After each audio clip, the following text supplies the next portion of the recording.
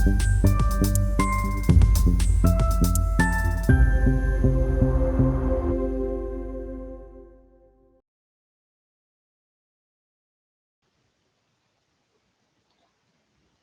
buenas noches, mi nombre es Sandra Patricia Álvarez Pérez. Hoy les vengo a hablar acerca de la importancia del rol del maestro en su acompañamiento pedagógico para el desarrollo de la enseñanza virtual.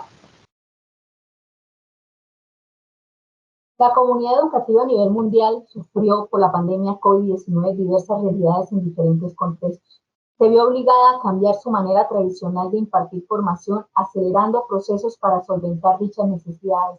La formación profesional integral dejó de ser presencial para convertirse totalmente en virtual. Todos los gobiernos mundialmente enfrentaban tanta incertidumbre que generaron interrogantes: ¿cómo se ganará el dinero desde casa? ¿Cómo estudiarían los niños? ¿Cómo los jóvenes irían al colegio, a la escuela, a la universidad? ¿Cómo seguirían funcionando las empresas e instituciones educativas? Entre otros, tiempo de angustia, preocupación, incertidumbre, un panorama escalofriante, sin pensar en muchos seres queridos que se encontraban luchando al mismo tiempo por su vida. Instructores y aprendices se vieron obligados a cambiar sus ambientes de aprendizaje por las salas de sus hogares. Los contenidos curriculares se trasladaron a la web mediante el uso de la enseñanza virtual, apoyada en herramientas pedagógicas virtuales y el uso de didácticas virtuales para la adquisición de competencias, centradas en diferentes estrategias de formación y evaluación del aprendizaje.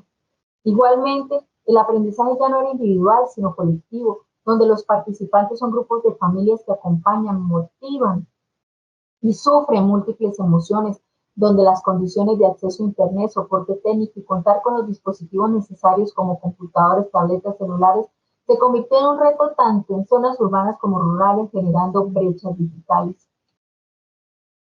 Los instructores nunca pensaron que tendrían que cambiar su forma de impartir formación profesional, de presencial a la virtualidad, que su labor docente se convertiría en teletrabajo, trabajo que produjo en cada uno de ellos el reinventarse y hacer una reconstrucción del conocimiento, asegurando el crecimiento personal y profesional, individual como colectivo. El poco gusto por la virtualidad se convirtió en un reto particular aptitudinal para cada docente, sumándole el uso de la didáctica virtual apropiada, tema al que se requería prestar atención, ya que no es lo mismo impartir pedagógicamente la formación profesional de manera presencial que hacerlo virtual.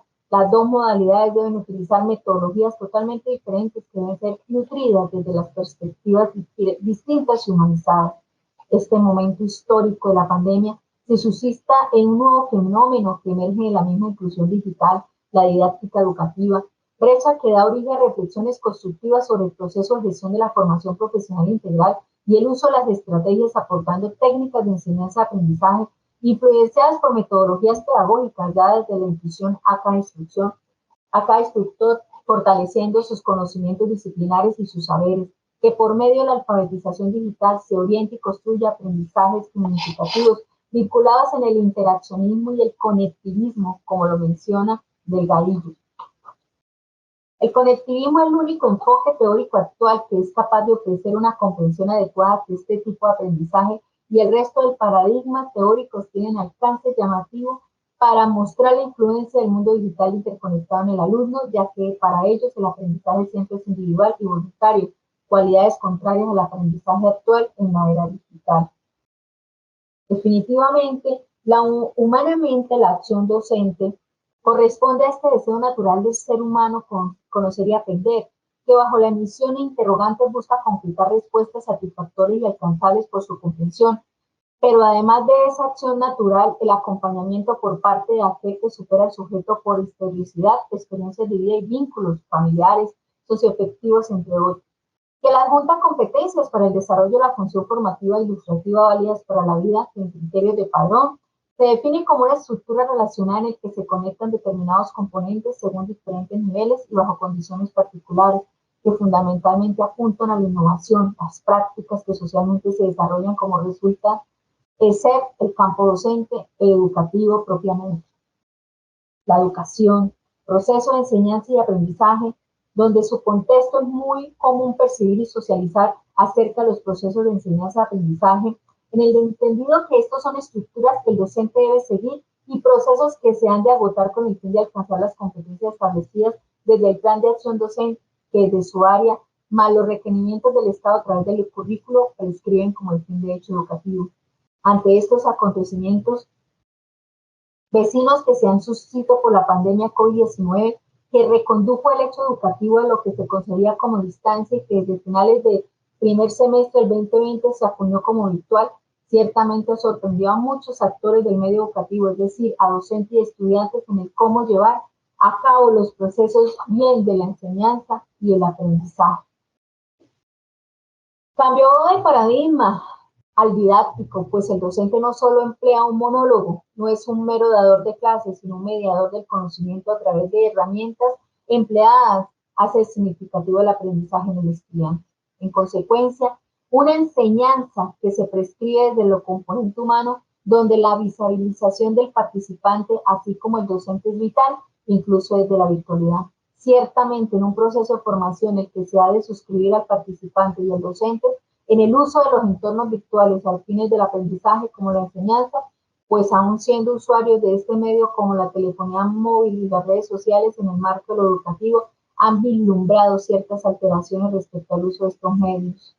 La tarea del docente en la formación profesional integral, un ser revolucionario en procesos de enseñanza y aprendizaje, donde ya no puede pensar en solo el profesor del aula, sino que también debe cultivar el saber en los aprendices, motivándolos a investigación permanente, salir del esquema rígido. La propuesta es ser una persona interactiva, ser formador, siempre enseñar con pasión por su oficio y sobre todo el compromiso con el saber disciplinario enfocado en su ser humano.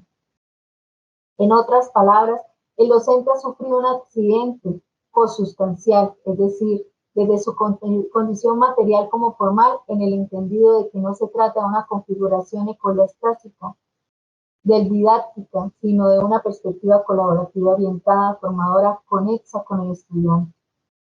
En síntesis, una educación que requiere ser renovada, auténtica, innovada, repensada desde el pragmatismo actual y demandante, sosteniéndolo la teología con la que fue concebida, pero desde el apoyo tecnológico.